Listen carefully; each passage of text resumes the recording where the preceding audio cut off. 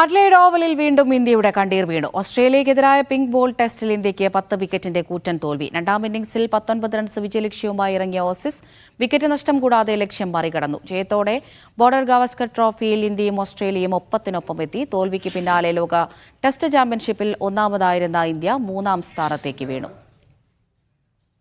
ദിവ്യ Joseph വിവരങ്ങൾ നൽകാനായി sports ഡെസ്കിൽ നിന്ന് ചേരുന്നുണ്ട്. ദിവ്യ, 10 വിക്കറ്റിന്റെ ദയനീയ തോൽവി വഴങ്ങിയിരിക്കുകയാണ് ഇന്ത്യ. എങ്ങനെ വിലയിരുത്താം മത്സരത്തെ?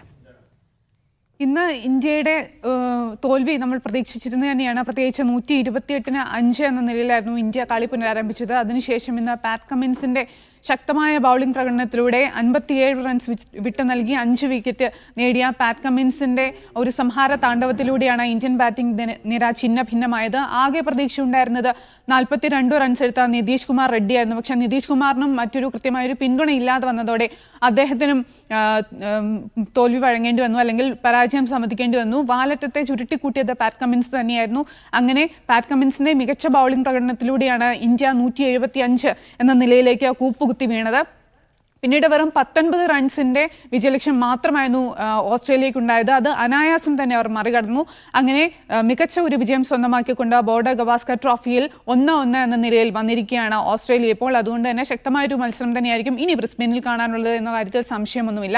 ഈ തോൽവിക്ക് പിന്നാലെ ഇന്ത്യയെ കാത്തിരിക്കുന്ന, അല്ലെങ്കിൽ ഇന്ത്യയെ തേടിയെത്തിയിരിക്കുന്ന ഏറ്റവും ദുഃഖകരമായ ഒരു വാർത്ത, വേൾഡ് ടെസ്റ്റ് ചാമ്പ്യൻഷിപ്പിൽ ഇന്ത്യ 1ാം സ്ഥാനത്ത് നിന്ന് 3ാം സ്ഥാനത്തേക്ക് കൂപ്പുകുത്തി വീണിരിക്കുന്നു എന്നുള്ളതാണ്. നിലവിൽ ഓസ്ട്രേലിയയാണ് 1ാം സ്ഥാനത്തേക്ക് എത്തിയിരിക്കുന്നത്. 60.710 എന്ന പോയിന്റുമായി ഓസ്ട്രേലിയ 1ാം സ്ഥാനത്തേക്ക് തിരിച്ചെത്തിയപ്പോൾ ഇന്ത്യ 1ാം സ്ഥാനത്ത് നിന്ന് 3ാം സ്ഥാനത്തേക്കാണ് വീണിരിക്കുന്നത്. 57.290 എന്ന പോയിന്റുമായി, എന്ന ശരാശരി പോയിന്റുമായി 3ാം സ്ഥാനത്തേക്കാണ് വീണിരിക്കുന്നത്. 2ാം സ്ഥാനത്തുള്ളത് സൗത്ത് ആഫ്രിക്കയാണ്. സൗത്ത് ആഫ്രിക്കയ്ക്ക് 59.260 എന്ന പോയിന്റാണ് ഉള്ളത്. ഇനി നടക്കുന്ന മത്സരങ്ങൾ, അതായത് ബ്രിസ്ബെയിനിലടക്കം ഇനി നടക്കാനുള്ള 3 മത്സരങ്ങൾ കൂടി ഇന്ത്യക്ക് ജയിക്കാൻ സാധിക്കുകയാണെന്നുണ്ടെങ്കിൽ, അതായത് ഈ പരമ്പര 4-1 സ്വന്തമാക്കാൻ സാധിക്കുകയാണെന്നുണ്ടെങ്കിൽ ഇന്ത്യയുടെ സാധ്യതകൾ ഇനിയുമുണ്ട്.